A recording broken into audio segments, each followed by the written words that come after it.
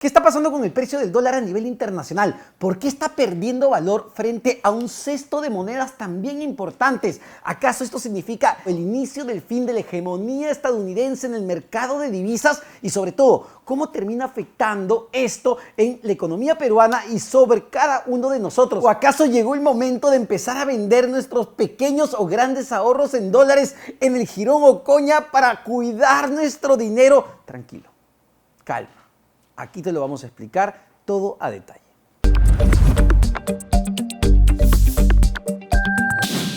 Hace algunos meses hablábamos de que el precio del dólar había llegado a niveles nunca antes vistos a nivel mundial y eso en realidad generó una serie de problemas en diversos países, incluso en el Perú, por los efectos que genera tener un precio alto. Pero lo que hemos empezado a registrar en los últimos meses es una pérdida de valor de la divisa estadounidense en el mercado mundial frente a otras monedas también de importancia como el euro, la moneda de uso corriente no solo en Unión Europea, sino en diferentes mercados como el yen japonés, como el yuan chino, como la libra británica. ¿Este es acaso el inicio del fin de una hegemonía que por años y por décadas ha mantenido la divisa estadounidense en los mercados cambiarios? Bueno, vamos por partes. En los últimos años, el precio del dólar ha venido aumentando de manera significativa. Incluso lo hemos sentido en países como el Perú, donde el precio de la divisa estadounidense llegó a superar los 4 soles por cada dólar, influenciado evidentemente por factores locales, porque se dio en medio de la elección del expresidente Pedro Castillo, que generaba mucho temor y eso generó una salida muy fuerte de divisas, de dólares justamente de nuestro país. Pero también había factores externos que han estado presionando a la divisa hacia arriba, porque en un intento de acelerar la recuperación de su economía decidieron reducir las tasas de interés. Las tasas de interés en los Estados Unidos por muchos años han estado en niveles literalmente de ceros. ¿Qué son las tasas de interés? La tasa de interés es el costo del dinero. Entonces, como baja la tasa de interés, como baja el costo del dinero, hay mayor flujo de la divisa estadounidense, hay mayor flujo de dólares. ¿Por qué? Porque como cuesta menos, entonces los jugadores del mercado, llámese personas, llámese empresas, empiezan a demandar más justamente de esta moneda, y cuando hay mayor demanda de cualquier bien o de servicio, y en este caso de una divisa en específico, lo que sucede es que el valor de ese bien, ese servicio y en este caso de esa divisa tiende a subir, y eso es lo que ha venido pasando en los últimos años, y por eso es que hemos tenido un dólar que se ha ido fortaleciendo. Pero eso ha ido cambiando en los últimos meses. ¿Con qué?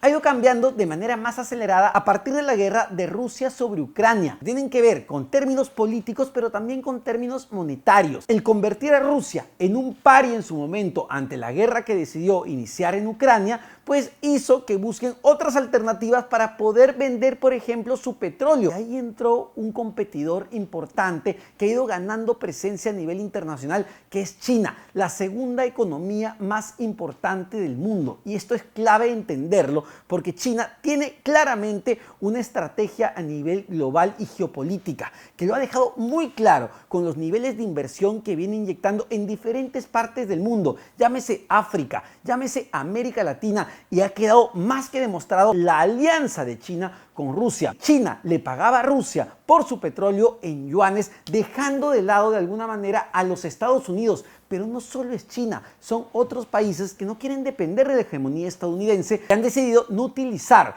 el dólar para empezar a comerciar entre sí. Y esto es muy importante en un mercado donde evidentemente la divisa estadounidense tiene el mayor peso si lo comparamos con otras monedas. La guerra de Rusia sobre Ucrania también generó otro factor que tiene que ver con la inflación a nivel global. Es decir, el hecho de que haya una guerra y que limite la producción y la exportación de una serie de productos, llámese petróleo, llámese trigo, llámese maíz, que venía desde estos países, generó incremento de precios no solo en Rusia, no solo en Ucrania, no solo en Europa, sino a nivel global, tanto así que lo hemos sentido en nuestro país, lo hemos sentido en el Perú. Este proceso de incremento de precios generalizado ha generado también que los países intenten controlar la inflación, es decir, que intenten que los precios no sigan subiendo para no afectar justamente a sus ciudadanos. ¿Cómo los países evitan o mantienen los precios a raya? Bueno, entran nuevamente las tasas de interés. Comenzaron a subir. A ver, en solo un año, la Reserva Federal de los Estados Unidos, que es su banco central, decidió subir hasta en 9 oportunidades su tasa de interés. Y tenemos el mismo fenómeno, pero a la inversa. Es decir, dado que Estados Unidos decide encarecer el costo de sus dólares, los jugadores del mercado, nuevamente, llámense personas naturales, llámense empresas, deciden demandar menos divisas estadounidenses. Y cuando hay menos demanda sobre un bien, sobre un producto, sobre un servicio, lo que sucede con el precio de ese producto o servicio es que tiende a bajar, y por eso es que estamos viendo el día de hoy este fenómeno. Ojo, esto en términos muy promedios. Hay muchísimos factores que pueden explicar la caída del precio del dólar según cada economía. Hay factores locales, hay factores externos, pero a nivel global, los grandes fenómenos que se están produciendo tienen que ver con eso. Esto significa el colapso acaso del dólar. Bueno, vayamos con calma. China tiene mayor presencia, no solo ha demostrado su fuerza, no solo ha demostrado su poderío en una guerra, sino también con inversiones constantes que el gigante asiático ha venido haciendo por muchísimos años y en realidad muchísimas décadas en una serie de países emergentes. Empezaron con mucha fuerza en África en su momento, pero luego pusieron su mirada en América Latina. Ya no importa el tipo de gobierno que se instale en Perú, en Argentina, en Brasil, en Colombia. Todos los presidentes latinoamericanos saben que tienen una necesidad constante de ser un socio y un aliado estratégico con la China, porque China es un gran demandante de materias primas. Es el principal país donde van nuestras materias primas, entre ellas el cobre, que es nuestro producto estrella de exportación. Pero Estados Unidos también es un mercado muy importante para el Perú, sobre todo para los productos con valor agregado. Esto significa que el yuan chino va a desplazar en algún momento al dólar estadounidense en esta competencia de divisas a nivel internacional. Eso es muy complicado porque hay un factor clave que tiene que ver con la confianza. Y a ver, la confianza que se ha construido a partir de la divisa estadounidense no se ha dado de la noche a la mañana. Tiene que ver con múltiples factores como principalmente la fortaleza de la economía. Pero Mar, China es una economía muy fuerte, es la segunda economía a nivel mundial, pero no necesariamente es un país transparente con sus cuentas nacionales. Entonces, al ser todavía una economía muy opaca para los inversionistas,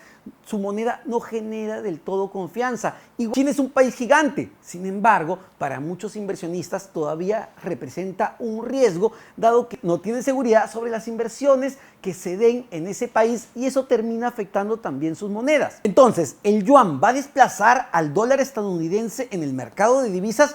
Bueno, claramente no, y vamos con algunas cifras que son importantes. Todavía 9 de cada 10 transacciones que se dan a nivel mundial se hacen en dólares. Ojo, 9 de cada 10. Es todavía gigantesco la predominancia del dólar estadounidense en los mercados internacionales.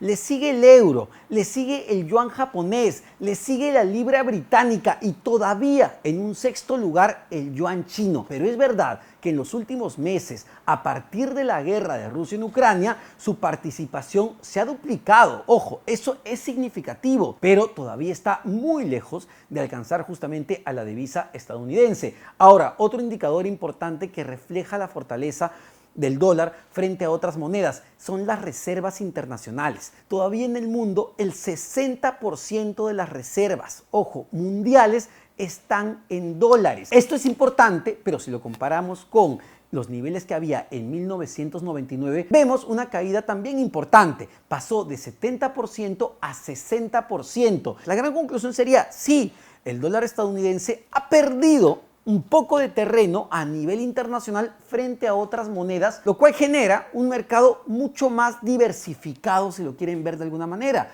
pero sigue siendo el jugador predominante en un mercado tan importante como el de divisas. La pregunta ahora, ¿cómo eso termina afectando a nuestro país? En términos económicos, en realidad uno podría señalar que el balance es positivo. tener un dólar no tan alto como lo teníamos durante la época del expresidente Pedro Castillo, que superó los 4 soles, nos genera cierto alivio a nivel de precios. Impacta directamente sobre los precios al consumidor, porque hay que recordar algo, porque nosotros somos un país que importa una gran cantidad de bienes de consumo. Es decir, si voy a necesitar alimento para producir pollo, tengo que importar maíz amarillo duro. Ese maíz amarillo lo compro en dólares. Entonces, si yo soy importador o soy un productor de pollos, me conviene que el dólar cueste menos para poder gastar menos soles en comprar dólares para comprar a su vez ese maíz amarillo duro que me servirá para producir y para hacer crecer mis pollitos, y por tanto el precio del pollo va a reducirse. Es lo que ha venido pasando lamentablemente en los últimos meses con una serie de productos. Todo producto de consumo final que utiliza bienes importados se ha encarecido de la mano con el precio del dólar. Entonces, un precio del dólar más bajo alivia de alguna manera el precio de una serie de productos de consumo masivo y por tanto alivia el bolsillo de los consumidores, y eso es muy positivo. Claro, para los exportadores, tener un precio del dólar que está a la baja no es positivo, porque ellos venden al mundo, ellos ganan en dólares, pero valgan verdades, el dólar todavía sigue en niveles altos. No estamos hablando de un dólar en 3 soles, no estamos hablando ni siquiera de un dólar en 3 soles 50, estamos hablando de un dólar en 3,75, que ha generado un alivio momentáneo. ¿Qué vaya a pasar con el precio del dólar en los próximos días, en las próximas semanas o en los próximos meses? Francamente no lo sabemos, porque si lo supiéramos no estaríamos acá y seríamos millonarios. Lo mejor es no apostar o no jugar la timba con el precio del dólar. ¿Es recomendable seguir ahorrando en dólares? Bueno, en el mediano plazo sí, el dólar no va a dejar de ser una moneda de refugio. Puede caer un poco probablemente, pero que estemos frente a un colapso del valor de la moneda estadounidense, eso todavía parece muy, pero muy lejano, porque estamos hablando de una economía todavía hegemónica en el mundo.